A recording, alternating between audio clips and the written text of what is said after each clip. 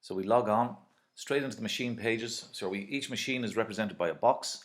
There are 4 diodes in the box there that represent basically whether the machine is powered, what is its sort of status with regard to basically producing or idling or stopped outside the production day. 48H means has it produced in the last 48 hours, and WP stands for wear parts log. We click on analysis and we see the production day in much finer detail. Here with black indicates basically the machine is shut down, orange means it's idling, green means it is producing. Here we can see basically the tonnage every minute. We toggle here to tonnage every hour. Below that we have when the machine powered up, when the machine actually started producing, and when it's last produced. That corresponds at 14:58 here. Okay, and we see then it turns grey. Here we can see basically what the target was and the percentage of target. And here we can see the number of production hours, the number of hours that there was material on the belt, and we can see the percentages there. We can see here that given the machine was operating for 7 hours 58 and it produced for 7 hours 18, that's 92% production efficiency. Short idle and long idle, we break them up into 2 different things. Now, when we click onto the setup, so the purpose of the setup is to set up the planned production day. Okay, so we are interested in monitoring downtime during the planned production day, the time when the machine was not working when it should have been. So we can set up the day to have some planned stoppages, okay, just so that so if we have a planned working day, for instance, of 10 hours, but we have planned stoppages of an hour and a half, well then we're going to expect to work for 8.5 hours of production hours.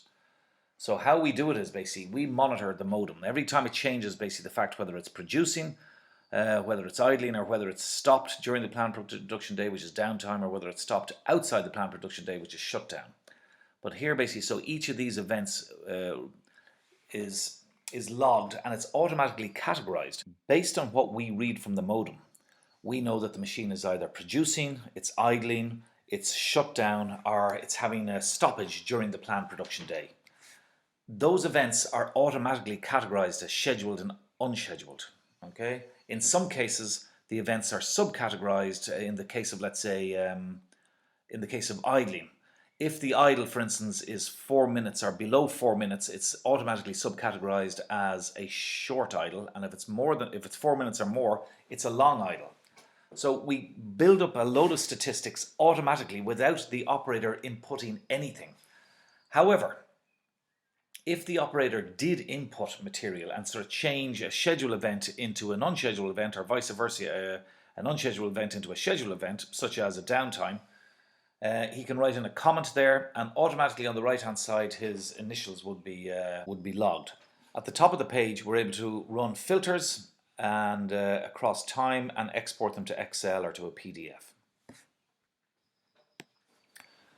So now we want to show you the wear parts log.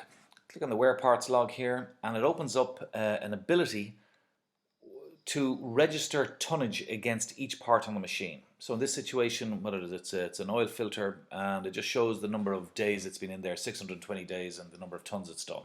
Okay, so if we create a new part, for instance, so in this situation we're going to sort of put JAWS, puts the price of it, the supplier, okay, the currency, and the time it was installed. So let's just say it was the 1st of June. And I want to basically know, I want to be alerted when this machine has done 75,000 tons. Okay, because I normally get around 70 to 80,000 tons out of those wear parts, those jaw parts.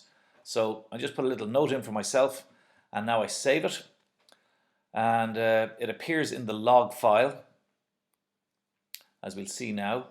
Appears in the log file. There we are, and it's already done 66 tons or 65,000 tons already. So I mean, it's going to be soon. I'm going to receive an email to sort of tell me that the machine has now processed 75,000 tons. So I can do this automatically, retrospectively, and I can do it going into the future.